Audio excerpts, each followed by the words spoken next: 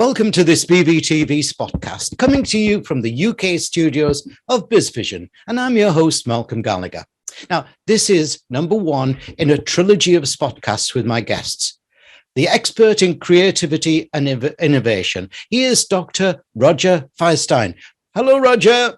Hello, Malcolm. It's good to be talking to you. Now, I am so enthralled with your books, by the way. Thank you. But we'll get into that later on. Particularly this one. Thank you. Love that book. Thank you.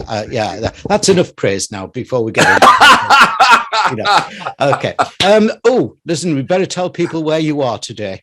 Yes, I'm outside of Buffalo, New York. So it's a beautiful fall day here, and no snow, which is kind of a joke around Buffalo. But outside of Buffalo, New York, and I also teach at the Center for Applied Imagination at SUNY Buffalo State, and that's why I am in Buffalo and not in some other part of the country. So very, very nice. Now let's get started on your trilogy of BVTV SpotCast. Yes. This book here.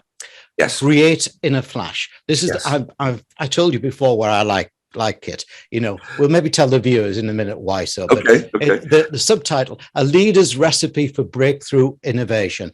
I love innovation. I love creativity. Without creativity, there is no innovation in my mind. Now, but many people find it hard to create ideas on demand. But you've got this proven method for creativity, the CPS, or creative problem solving process, with its 4 steps. Can you take us through the 4 steps and also why it's important to first identify what the real problem is?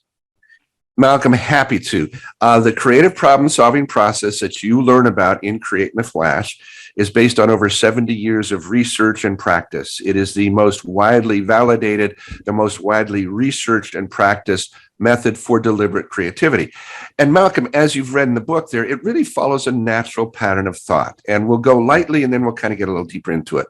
First off, you figure out what the real problem is. Okay, what's the real problem? Okay. Oh, well, can I just jump in there then? Because you make a really good point in here that after the thousands upon thousands of things you've done, only about one was the real problem that was defined at the beginning.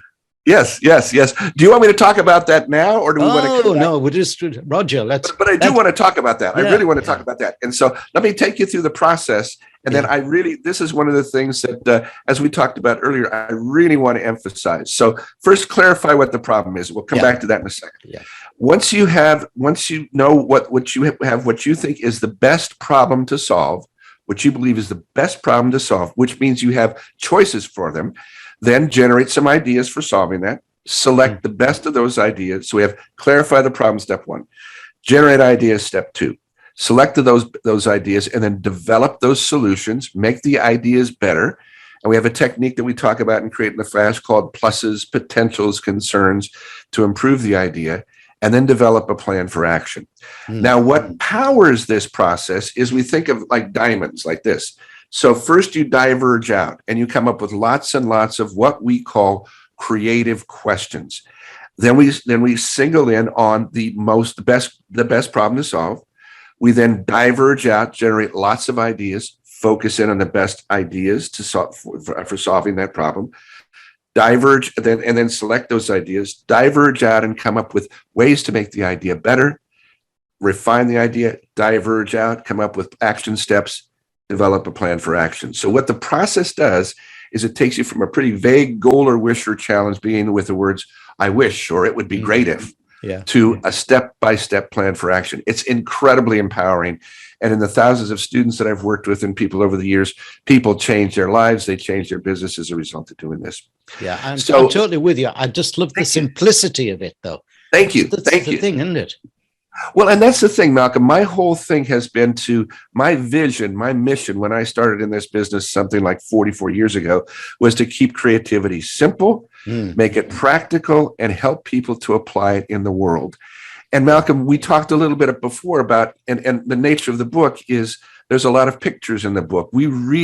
I wanted to create a beautiful book about creativity because as we know, there's some books out there on creativity that are like really boring. And as we were talking about earlier, on my shelf over here, there's lots of books on creativity that I've made it to about 60 pages in going, you're losing me, folks. And so that was my inspiration around that. And I'll tell you another inspiration around that in a second. And then let me talk about solving the wrong problem. So the other inspiration around creating a flash was my second book that I came out with was called Leading on the Creative Edge. And my father was a farmer. He's passed now. And when the book came out, I sent it to him in Colorado, where I grew up on a farm. And I called him a few weeks later. I said, Dad, how did you like the book? He said, well, Roger, it was pretty good. I made it about 25 pages into it. Then I fell asleep. Right. Where are the pictures? Where are the pictures? Yeah. See, Malcolm, Dad was visual. He had cornrows so straight. And so when I wrote this book, I was inspired by Seth Godin's book, What to Do When It's Your Turn. It's Always Your Turn, that beautiful book of pictures. And I said, when I did this, I said, I want to put 40 years of what works consistently in this book. So it's not a collection of all the creativity techniques you can possibly use. It's the 4 or 5 things that work consistently, that I teach consistently, that folks use consistently. And then I said, I want this book to be beautiful. And so, as you said, so that when you open, it's like, or delightful, or to be full of surprises. So I hired an editor and I hired an art director. And it was the most fun. And I started writing the book on September 1st, 2018. One year and 19 days later, we had the opening party for the book at the Buffalo, New York Museum of Science. We had like 200 people, and we had a speech and a band and everything. And so that was the impetus behind the book, to make it beautiful, to make it fun. Yeah. I totally, and I think, you have put, obviously, if you hadn't been creative, it would have just been bland, same text and everything. And I love the way you keep changing the point, the fonts and the points and everything like that, which jerks you. Well, it was interesting, because when we started working on this, the art director said, so what's my creative license on this? I said, Cassandra, you have total creative license. You're the art director. Yeah. And it was so wonderful, because we would meet on Wednesdays, and Cassandra and Heather worked to deadline. So about 10 o'clock on Tuesday night, the proofs for the next morning would come over. And it was like opening a Christmas present, because here they are, they're beautiful and stuff. And it was one of the most joyful creative projects that I've ever done. And I really hope that shows through, because that's my gift of love to the world, for just being in this business, and just so thankful to be able to be in this business all these years. Yeah. So I think importantly, what I want to say about this is that far too many people think they're not creative. And this helps you overcome that, without doubt. Now, thanks, Roger. Now, let me remind our audience of your URL or your website, which is, and obviously viewers, you can see it on the screen behind me, but for listeners, let me spell it out. And it's all the W's, Roger Firestien. Now, you need to spell that one correctly. Roger, Fire, and then the Steen is Stien. Stien.com.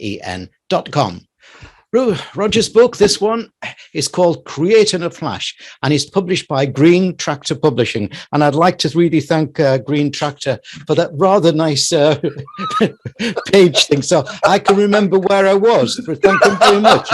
We send the book when you buy the books on that website from me. I sign them, the hard copy books. I sign all of them, and you also get a Green Tractor bookmark. I like that one, Roger. What a creative start you've given us to your trilogy. As I said in my opening, I'm totally with you that a business stays ahead through creative thinking. Viewers and listeners, don't forget, this is episode 1 in Roger's trilogy. Thanks, Roger. My pleasure, Malcolm.